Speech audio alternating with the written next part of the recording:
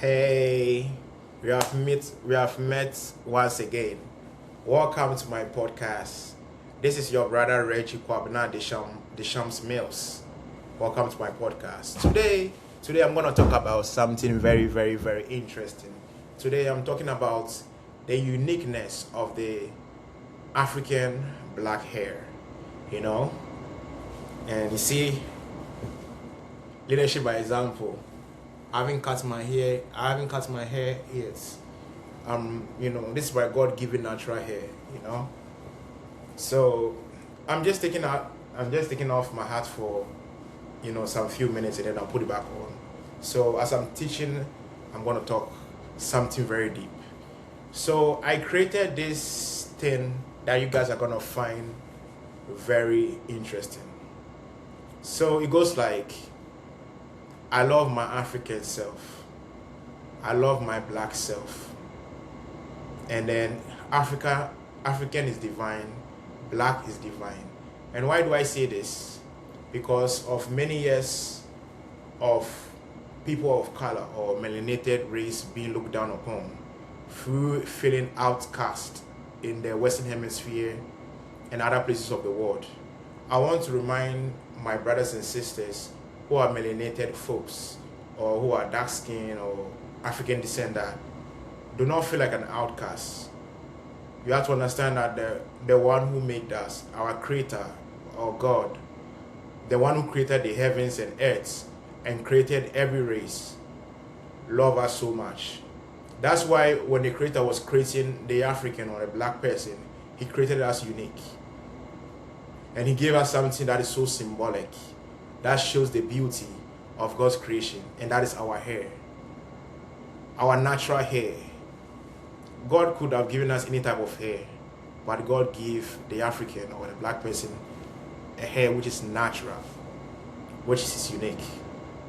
But many of the times we look down upon our natural hair, we think our natural hair is not beautiful, we condemn our natural hair, and that comes with the mentally enslaved mindset that natural hair is something which is barbaric, demonic, that we don't want anything associated with natural hair.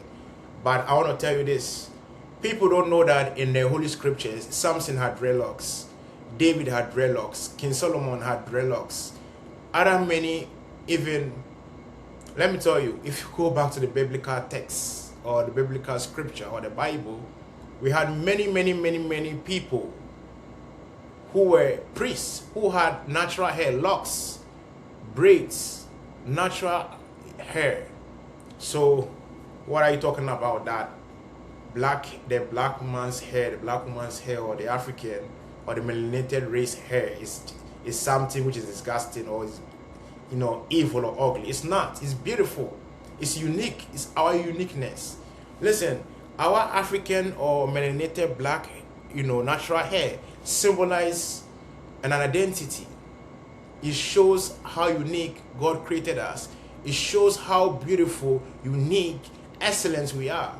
And our hair has a cultural symbolism. Now I want to finish what I was doing, what I was saying before I even came to this topic. So it is a poetry, but I've turned into a music. It goes like, I love myself, my African self. Black is divine, African is divine. I love my African self. I love my black self. They say black is not good. They say African is not good. But I love myself. I love myself, my African self, my black self. I love me African self. I love me black self. Check my swagger, African swagger. Check my vibes, African vibing. Check my style, African styling. Check my aura, African aura. That's why you cannot stand me. I speak fire, it's an African oracle, And what I mean by an African oracle, it's not something, barbaric. Do not misunderstand it. I'm saying it in a positive view. So I want to melanated people, African people understand that the Most High who created the heaven and earth loved us so much. That's why He created us unique. So do not feel like you want to bleach your skin, or do not feel like you want to, you feel like you are an outcast, you don't deserve a place in this world. You are black. Say to yourself, you are an African, you are black, you are beautiful. When I wake up in the morning, before I spend time with the Most High, I always speak to the heavens and say, I'm black, I'm African and beautiful, black and beautiful, African and unique, black and unique, African and excellence, black and excellence. That's who we are as a people. So let's go back to the topic. Now I want to go to the diaspora. Now during the days of slavery, when the Europeans captured our brothers and sisters to the Western Hemisphere, one thing that the European wanted us to lose was our natural hair. So he made sure that everybody who has natural hair, it needs to be cut off. And to the time in the US that people of color were denied opportunities because they had braids, locks, had their natural hair, you could not even get position. Not only in the US, even in Europe and Canada and the Western world. Now people are voiced out to talk about how unique our hair is. Now other companies, hire people, with their natural hair. Now they have come to accept that now people of color are voiced out against injustice and being treated like inhumane, being treated in an inhumane way, in a cruel way. Now they are recognizing that we are human beings and we deserve to embrace our uniqueness, our unique identity.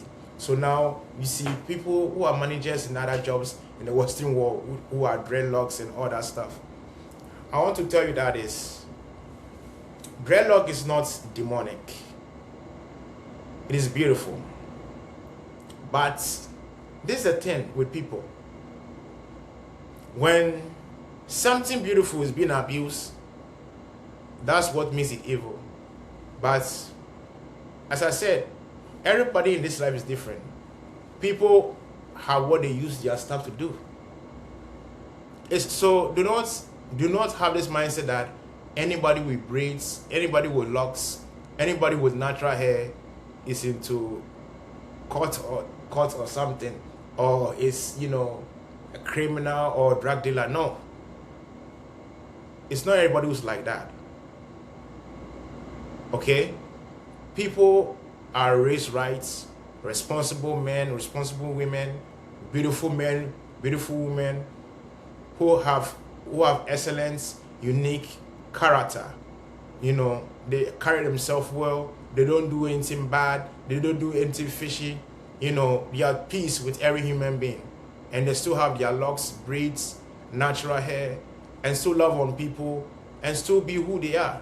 So please, disclaimer: do not follow this brainwash, nonsensical teaching that our natural hair or locks or braid is something bad or evil. Yeah, it is a lie. That's one of the colonial lies and myths that have been used to brainwash the black and African people. And we have to liberate ourselves. That's why I always say this: be transformed in the renewing of the mind. Africans have to come to reality that whatever nonsense that have been taught to them from their grandmothers to up to now, or from their great-great-grandparents up to now, it doesn't work in this 21st century. We are in a world we are involved in. You know the truth, you have to liberate yourself. So the importance of the natural hair is very important. That's why when you look in the biblical text, the ancient Israelites, and people don't know this, the ancient Israelites, we have people who look like me and you, who were ancient Israelites, okay, who were African melanated people, who were ancient Israelites, okay, so accept this fact. We have people in Middle Eastern regions who look like me and you. Even when Yeshua's time, we have people who look like me and you. That's why, if you look, people don't know this. When the Bible text talk about Cyrene is Libya, And Libya is in North Africa. Okay?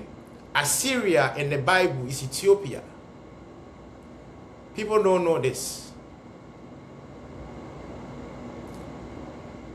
Assyria, okay, is Ethiopia. Abyssinia is also some places in Ethiopia. Kush is Sudan. When the Bible says about Kush, it's talking about Sudan, the Sudan regions. People don't know this.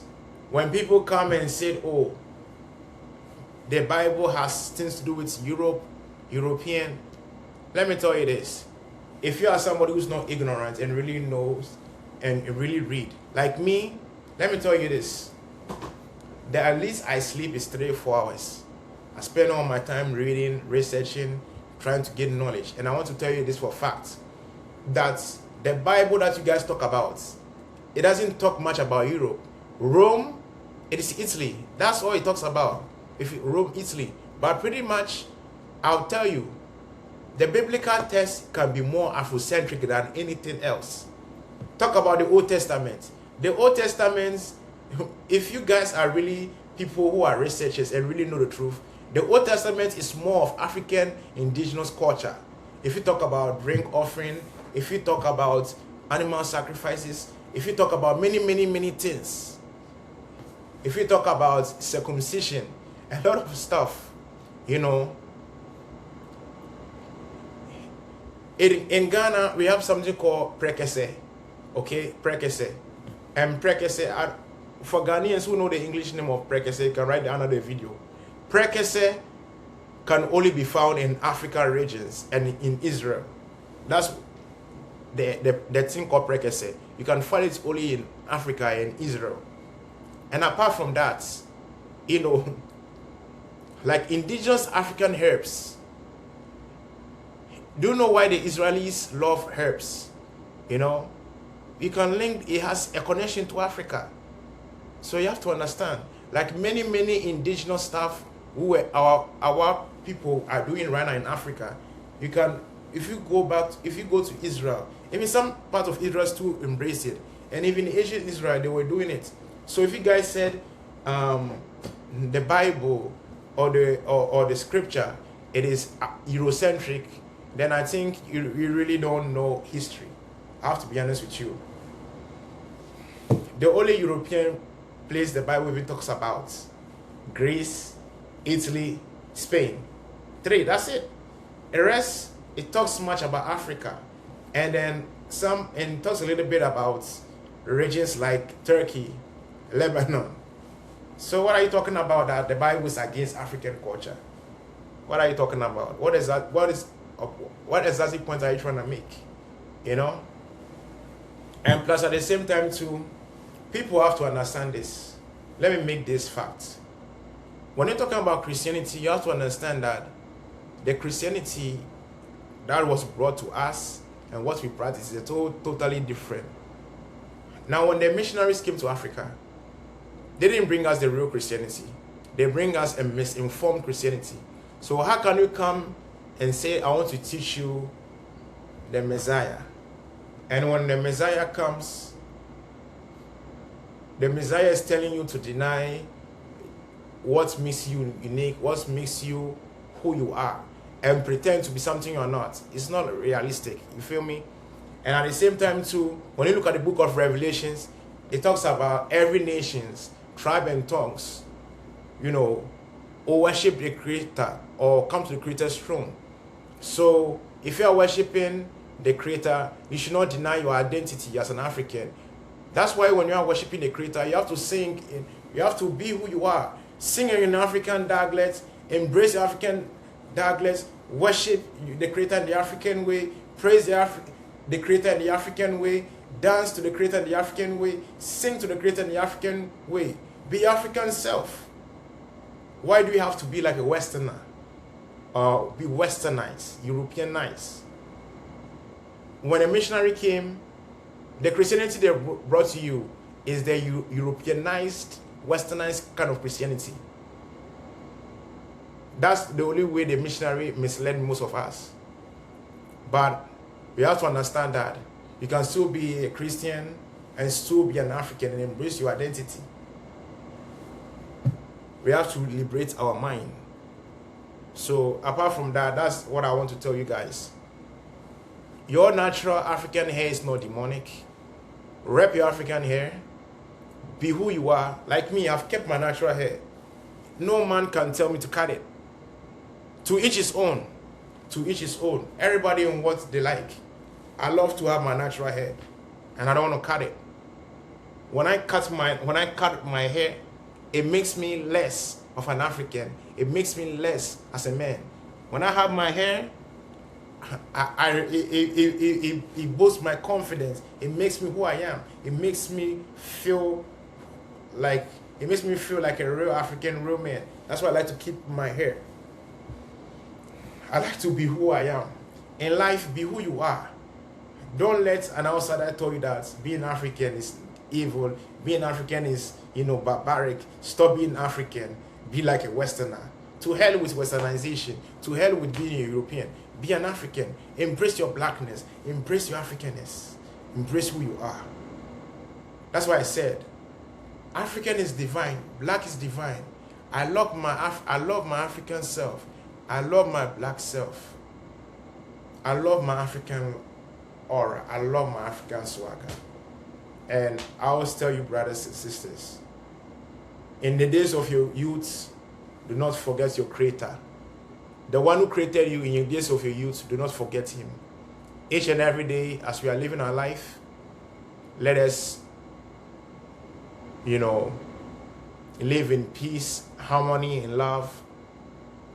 Reach out to people who need love, who need healing. Like my people, African people, black people, we need to do better. Our community is ruling. Our community is ruined, like it's destroyed because we don't have love for ourselves. A black person will snitch on his brother. Instead of being there for his brother, riding for his brother, showing love. When your brother is going through trials, you abandon your brother. When your brother is going through chaos, you leave your brother. When your brother is hurting, you allow your brother or sister to hurt. Black people, African people, let us be there for each other. Africans also, let us do better to our diasporan brothers and sisters. Our African American brothers and sisters, our Caribbean brothers and sisters, and other brothers and sisters in Haiti and all the rest of the world. African people, let us do better. Listen, their forefathers have been through slavery. And each and every day, they also have their own battle they are facing. They are always, Western world is remembered them of the trauma of slavery. It's reminding them of they are nothing else but slaves. But listen, be transformed in the renewal of the mind. That's why Africans, we have to go to our African diasporan brothers and sisters and show them love. Let them feel that they might be brought to the Western world as a slave, but that's not their real identity. Their real identity is royal. Their kings and queens, they were, listen, when the European came, the European didn't come to capture a nobody. He captured great men and women. So let us send healing to our brothers and sisters in the diaspora, our African American brothers and sisters, our Haitians, Jamaican, whatever. Let us show love to them. And when we told them that we love them so much, they are our family, we miss them, we want them around, we want to contribute to their communities, we want to be a blessing, we want to hold their hands, we want to fight with them against injustice, and that alone will help with their trauma. Please, apart from that, in our everyday life, black community, we need to do better. We need to show the love that we have for people. And once we know who the Creator is, once we know God, we know reality. Because you cannot know your Creator, you cannot know God and not have love for your brothers and sisters. You cannot be an African or black person and say you love God and do not love your African brothers and sisters. That's like hypocrisy, 101. Okay? So you can't claim that you love God and hate your own kind. Love your own kind. Love your neighbor.